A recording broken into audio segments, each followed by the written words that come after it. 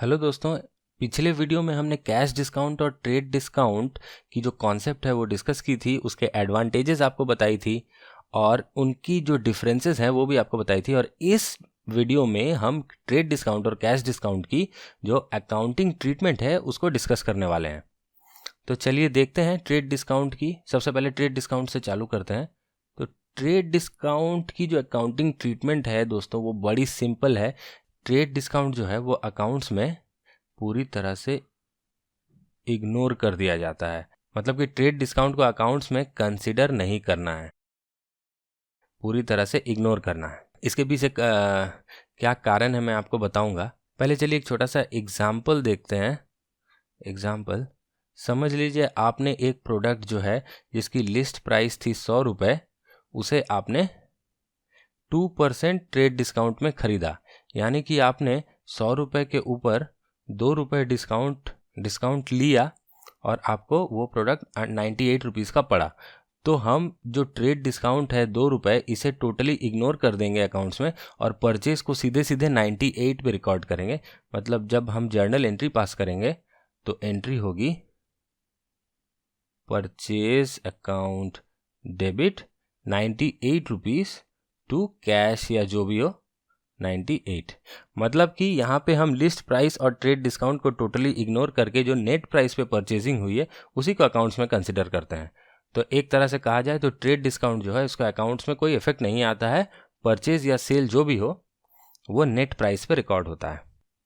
On the other hand अगर आप cash discount की बात करें तो कैश डिस्काउंट जो है वो अकाउंट्स में कंसिडर की जाती है और सेलर जो है वो इसे एक एक्सपेंस की तरह ट्रीट करता है और परचेज़र या बायर जो है वो उसे एक इनकम की तरह ट्रीट करता है। तो ये डिस्काउंट जो है अकाउंट्स में की जाती है। इसकी जो डिटेल्ड एक्सप्लेनेशन है वो हम एक प्रॉब्लम के थ्रू समझने की कोशिश करेंगे। मतलब इसकी जो अकाउंटिंग ट्रीटमेंट है, यहाँ पर आपके लिए बस एक चीज़ समझना ज़रूरी है कि ट्रेड डिस्काउंट को अकाउंट्स में इग्नोर कर दिया जाता है, जबकि कैश डिस्काउंट को अकाउंट्स में कंसिडर किया जाता है, मतलब इग्नोर नहीं किया जाता है, इसकी रिकॉर्डिंग होती है। और सेलर इसे एक एक्सपेंस की तरह रिकॉर्ड करता है क्योंकि वो कैश डिस्काउंट अलाउ करता है, और बायर उसे एक इनकम की तरह रिकॉर्ड करता है क्योंकि वो कैश डिस्काउंट अर्न करता है। तो चलिए हम एक छोटी सी प्रॉब्लम देखते हैं जहां पर हम ये इश्यूज डिस्कस करेंगे और एक प्रैक्टिकल प्रॉब्लम सॉल्व करेंगे। चलिए इस प्रॉब्लम को पहले पढ़ लेते हैं। An item cost ₹7,000 to Mister M who is the manufacturer. तो एम कौन है? मिस्टर एम जो है वो मैन्युफैक्चरर है और Mister M has listed the item in his catalogue at ₹8,000। तो listed the item in its catalogue at ₹8,000। तो लिस्ट प्राइस जो है वो है ₹8,000। चलिए देखते हैं। He sells it to mister T A trader at a discount of 5%। तो ये जो डिस्काउंट ऑफ 5% है ये आपकी ट्रेड डिस्काउंट है। तो देख यहाँ पे लिख लेते हैं ट्रेड डिस्काउंट जो है वो 5% है। Mister T gets a further discount of 5% for cash payment within a week. अब कैश डिस्काउंट भी 5% है पर उसकी एक कंडीशन है, आपको पेमेंट जो है वो 1 वीक के अंदर करनी पड़ेगी।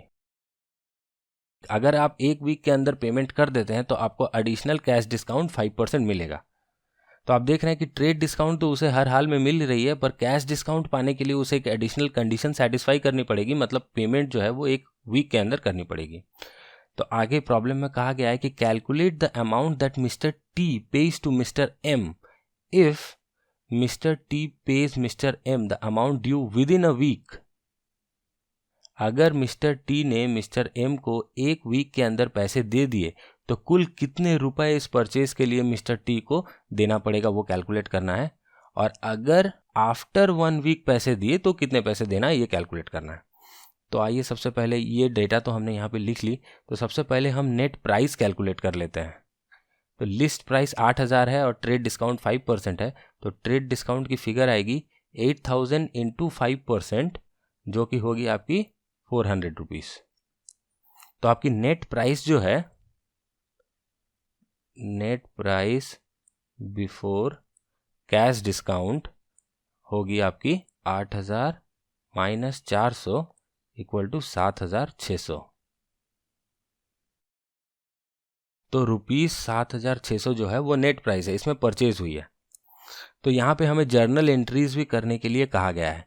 तो सबसे पहले चलिए हम जर्नल एंट्रीज बनाएंगे। जर्नल एंट्रीज यहाँ पे लिखते हैं और यहाँ पे हम करेंगे in the books of M जो कि मैन्युफैक्चरर है, और यहाँ पे करेंगे in the books of T जो कि ट्रेडर है और इस केस में जो बायर है। तो सबसे पहली जो है वो सेल्स वाली ट्रांजैक्शन की जर्नल एंट्री देखते हैं। तो सेल्स वाली ट्रांजैक्शन की जर्नल एंट्री एम के बुक्स में क्या होगी, एम ने सेल की है तो एम के बुक्स में जो है अभी फ़िलहाल पैसे मिले नहीं हैं, इसलिए एम की बुक्स में एक डेटर आ जाएगा जो कि होगा मिस्टर टी अकाउंट, और वो डेबिट होगा कितने रुपए से, 7,600 रुपये से, क्योंकि नेट सेल जो है वो 7,600 की है। और यहाँ पे टू सेल्स होगी 7,600, टू सेल्स अकाउंट। तो इस जर्नल एंट्री से आप क्लियरली ये समझ पा रहे होंगे कि 400 रुपये की जो ट्रेड डिस्काउंट है उसकी कोई इफेक्ट अकाउंट्स में आई ही नहीं। हमने सीधे सीधे जो नेट प्राइस थी, मतलब लिस्ट प्राइस या कैटलॉग प्राइस से ट्रेड डिस्काउंट घटाने के बाद जो नेट प्राइस आई थी, हमने सीधे सीधे उसी अमाउंट को पकड़कर सेल्स की जर्नल एंट्री डाल दी। ट्रेड डिस्काउंट को टोटली अकाउंट्स में इग्नोर कर दिया, जैसे हमने पहले आपको बताया था। और बुक्स ऑफ टी में जो है परचेज की एंट्री होनी है, तो ये एंट्री भी कर देते हैं, परचेज अकाउंट डेबिट। यहाँ पे भी वो 7,600 पे रिकॉर्ड करेगा। उसने जो ट्रेड डिस्काउंट हासिल की है 400 रुपये की, उसे टोटली अकाउंट्स में इग्नोर कर देगा। टू यहाँ Mister M account, Mister M उसका क्रेडिटर है, उसने परचेज की 7,600 रुपये में, अभी फिलहाल पैसे दिए नहीं है, तो 7,600 रुपये में परचेज की है, तो 7,600 की एक लाइबिलिटी भी हो गई है, इतने पैसे देने हैं, तो 7,600 में लाइबिलिटी जो है क्रेडिटर उसने अपने बुक्स में रिकॉर्ड कर ली। अब ये तो हो गई पहली एंट्री। अब जो सेकेंड एंट्री हमें वो देखनी है उसमें दो पार्ट्स होंगे। एक होगा केस ए। केस ए में क्या होगा, पेमेंट इन 1 वीक। तो समझ लो केस ए में मिस्टर टी ने मिस्टर एम को 1 वीक के अंदर जो है पैसे दे दिए। तो अगर 1 वीक के अंदर पैसे दे दिए तो उसे एडिशनल 5% कैश डिस्काउंट मिल जाएगा। अब यहाँ पे जो हम कैश डिस्काउंट की कैलकुलेशन करेंगे वो 7,600 रुपये पे होगी, ना कि 8,000 पे। मतलब कैश डिस्काउंट जो है वो लिस्ट प्राइस पे कैलकुलेट नहीं होती है, बल्कि लिस्ट प्राइस से ट्रेड डिस्काउंट घटाने के बाद जो नेट प्राइस आती है उस पे कैलकुलेट होती है। तो अगर हम इस पे कैश डिस्काउंट कैलकुलेट करना चाहें तो मैं यहाँ पे करता हूँ, कहाँ पे, यहाँ 7,600 इंटू 5%, तो हमें मिलेगा 380 रुपये। तो कैश डिस्काउंट होगी 380 रुपये। तो आइए जर्नल एंट्री डाल लेते हैं। तो अगर पेमेंट 1 वीक में हो गई तो जर्नल एंट्री क्या होगी, हमें कितने पैसे पेमेंट करना पड़ रहा है, हमें पेमेंट करना पड़ रहा है 7,600 माइनस 380 रुपये, जो कि हमें कैश डिस्काउंट मिल गया था, ये था कैश डिस्काउंट, इक्वल टू हमारी नेट फिगर है 7,220। तो हमें 7,220 रुपये पेमेंट करने पड़ रहे हैं, या मिस्टर एम को 7,200 रुपये रिसीव हो रहे हैं। तो चलिए इस केस में मिस्टर एम ने क्या एंट्री डाली थी। मिस्टर एम ने सेल्स डाला था 7,600 का, और मिस्टर टी जो डेटर अकाउंट है उसे 7,600 से डेबिट किया था। लेकिन क्या मिस्टर एम को 7,600 रुपये मिले? क्या एक्चुअली उसकी सेल्स जो उसने इनकम बुक की थी 7,600, वो क्या 7,600 हुई? नहीं हुई, क्योंकि उसे 380 रुपये का एक्स्ट्रा नुकसान हुआ या एक्सपेंस हुआ कैश डिस्काउंट के रूप में। तो उसे नेट 7,200 रुपये ही अपने हाथ में मिले। तो जब वो एंट्री डालेगा कैश, उसे जब कैश मिलेगा तो वो कैश अकाउंट को डेबिट करेगा। कितने से डेबिट करेगा? 7,220 से ही डेबिट करेगा, क्योंकि उसे 7,220 रुपये ही मिले हैं। और मिस्टर टी का तो हिसाब बराबर पूरा हो गया, क्योंकि 7,600 रुपये उससे मिलने थे, जबकि उसे कैश डिस्काउंट देके 7,220 रुपये ही मिले हैं। तो क्या बाकी के 380 रुपये और उससे मिलने हैं? नहीं मिलने हैं, क्योंकि उतना डिस्काउंट दे दिया। तो मिस्टर टी की अकाउंट को भी फुल्ली क्लोज करने के लिए जितना डेबिट किया था उतना फिर से अब क्रेडिट करना पड़ेगा। तो ट्रू मिस्टर टी अकाउंट 7,600 करना पड़ेगा, वरना उसका अकाउंट जो है वो नलीफाई नहीं होगा। तो अब यहाँ पे एक बैलेंसिंग फिगर आपको दिख रही है, यहाँ डेबिट है 7,220 पर क्रेडिट हुई है 7,600, तो जर्नल जो है वो बैलेंस नहीं हुई है। तो एक 380 रुपये की अमाउंट जो है वो डेबिट में और आनी है। तो आप इसे क्या लिखेंगे?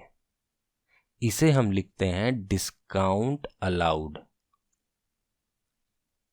मैं शॉर्ट में लिख रहा हूं डिस्काउंट अलाउड अकाउंट डेबिट 380 रुपये। मतलब कि ये हमें एक एडिशनल एक्सपेंस या बर्डन जो है। तो इस एंट्री को देख के आपको ये आइडिया हो गया होगा कि कैश डिस्काउंट की जो एंट्री है वो क्यों ज़रूरी है। गौर से देखिए, यहाँ पर सेल्स जो हुई थी मिस्टर एम के बुक्स में वो 7,600 पे रिकॉर्ड हुई थी, और डेटर जो रिकॉर्ड हुई थी मिस्टर टी अकाउंट वो भी 7,600 पे रिकॉर्ड हुई थी। पर एक्चुअल में सेल्स की इनकम जो 7,600 रिकॉर्ड हुई वो उतनी हुई नहीं। कैश डिस्काउंट अलाउ करने के कारण वो 380 रुपये कम हो गई। तो उस इफेक्ट को कॉम्पेंसेट करने के लिए हमें एक एक्सपेंस को डेबिट करना पड़ा डिस्काउंट अलाउड के रूप में, ताकि इनकम जो 7,600 रिपोर्ट हुई थी वो 380 के रुपए से ऑफसेट हो सके। बेसिकली हमने 7,600 की इनकम और 380 रुपए की एक्सपेंस रिकॉर्ड करके एक नेट में 7,220 की इनकम रिकॉर्ड की। और यहाँ पर मिस्टर टी अकाउंट से हमें 7,600 रुपये मिलने थे इनिशियली, पर उसने कैश डिस्काउंट प्राप्त कर लिया, कंडीशन सेटिस्फाई कर दी, तो अब उससे हमें 7,220 रुपये ही मिलने हैं। तो फाइनली उसके अकाउंट को नलीफाई करने के लिए उसके पूरे फिगर को हमने क्रेडिट कर दिया और कैश जो उससे मिला उसे डेबिट कर दिया, और डिस्काउंट की एंट्री की वजह से ये एंट्री बैलेंस हो पाई। इसीलिए कैश डिस्काउंट की जो अकाउंटिंग है या एंट्री है वो ज़रूरी होती है, उसे हम इग्नोर नहीं कर सकते ट्रेड डिस्काउंट की तरह। अब देखते हैं, चलिए मिस्टर टी ने इसी पेमेंट विद इन 1 वीक की क्या एंट्री डाली होगी। सबसे पहले उसने मिस्टर एम को पेमेंट किया, तो मिस्टर एम की अकाउंट जो है वो डेबिट की होगी। कितने रुपए से डेबिट की होगी? 7,220 रुपये पेमेंट की है, तो क्या 7,220 रुपये से डेबिट की होगी? नहीं, 7,600 रुपये से ही डेबिट की होगी, क्योंकि हिसाब पूरा हो चुका है। ये पूरे पैसे जो उसको देने थे, अब वो 7,220 पे करके ही पूरे पैसे, मतलब ये हिसाब पूरा कर देगा, इसलिए वो अभी 7,600 रुपये पूरी डेबिट करेगा। मतलब ये क्रेडिट और ये डेबिट कैंसिल आउट हो जाएगी और मिस्टर एम का जो अकाउंट है या हिसाब है वो चुकता हो जाएगा। अब उसे क्रेडिट करना है, क्या करना है? उसने कैश पेमेंट की, तो कैश अकाउंट क्रेडिट होगी। कितने रुपए कैश पेमेंट की? 7,220 रुपये कैश पेमेंट की, तो 7,220 रुपये ही लिखना है। पर ये जर्नल भी यहाँ पे बैलेंस नहीं हो रहा है। आप देख रहे हैं कि डेबिट में 7,600 है, पर क्रेडिट में जो कैश है वो सिर्फ 7,220 है। तो क्रेडिट में कुछ और डालना पड़ेगा। हम क्या डालेंगे? To discount received. यहां पे हम 380 रुपये डालेंगे। यहां पर भी सेम लॉजिक है। मिस्टर टी ने अपनी बुक्स में एक्सपेंस जो है परचेज की वो 7,600 पे रिकॉर्ड की थी, और लाइबिलिटी जो खड़ी हुई थी इस परचेज के कारण उसे भी 7,600 पे रिकॉर्ड की थी। पर फाइनली क्या हुआ? 7,600 की जगह उसे देने पड़े सिर्फ 7,220, क्योंकि उसने 380 रुपये की डिस्काउंट जो है वो अर्न कर ली। तो इस कारण से उसकी लाइबिलिटी भी कम हो गई, और परचेज उतनी उसने जितनी रिकॉर्ड की थी उतनी एक्चुअली एक्सपेंस हुई नहीं है। एक्सपेंस एक्चुअल में हुई 7,220। तो इस एक्सपेंस को 380 रुपये से घटाने के लिए उसने एक करेस्पॉन्डिंग इनकम 380 रुपये की अपनी अकाउंट्स में बुक कर ली। तो नेट होके जो एक्सपेंस बुक हुआ वो 7,220 रुपये का ही हुआ। और हमें एम अकाउंट के हिसाब को भी क्लोज करना था, इसीलिए हमने एम अकाउंट को यहाँ पे डेबिट कर दिया, उसके पूरे वैल्यू से कैश जो दिया वो यहाँ पे क्रेडिट कर दिया, और डिस्काउंट रिसीव्ड की एंट्री जो है वहाँ पे बैलेंसिंग फिगर की तरह से भी काम आई। प्लस हमारे जो एक्सपेंस जो ज़्यादा बुक्ड था यहाँ पे 380 रुपये से, उसकी इफेक्ट को भी नलीफाई करने के लिए यहाँ पे काम आई। तो इसीलिए ये जो कैश डिस्काउंट की जो अकाउंटिंग इफेक्ट है, जो टी के बुक्स में है और जो एम के बुक्स में है, वो इस तरह हमें हेल्प करती है, इसलिए इसकी अकाउंटिंग इफेक्ट होती है, इसे इग्नोर नहीं किया जाता। चलिए केस बी देखते हैं। केस बी में पेमेंट आफ्टर 1 वीक वाली केस थी। यहाँ पे पूरे 7,600 रुपये ही उसे पे करने पड़ेंगे। तो यहाँ पे मिस्टर एम को पूरे 7,600 रुपये ही मिलेंगे। तो cash account debit 7,600 to mister T account 7,600। अब मिस्टर टी के बुक्स में भी यही एंट्री होनी है, उल्टी होनी है। मिस्टर एम को डेबिट करना है, क्रेडिटर को अब पैसे दे रहे हैं तो क्रेडिटर रिवर्स हो जाएगा 7,600 रुपये से, और कैश दिया है 7,600 रुपये, तो टू कैश अकाउंट 7,600। तो ध्यान से देखिए, इन दोनों एंट्री के बीच में जो डिफरेंस है, जो कैश डिस्काउंट की इफेक्ट आई है, अगर आप उसे बारीकी से समझ गए तो फिर आपको कैश डिस्काउंट और ट्रेड डिस्काउंट की जो कॉन्सेप्ट है वो एकदम क्लियर हो जाएगी। तो दोस्तों, इस वीडियो में बस इतना ही। अगर आपको ये वीडियो पसंद आया तो ज़रूर से लाइक करें, अपने सुझाव नीचे कमेंट करें, और अगर आपने मेरे चैनल को अभी तक सब्सक्राइब नहीं किया है तो कृपया इसे सब्सक्राइब कर लें, क्योंकि मैं फ्यूचर में आपके लिए ऐसे वीडियोज़ लाता रहूँगा। धन्यवाद।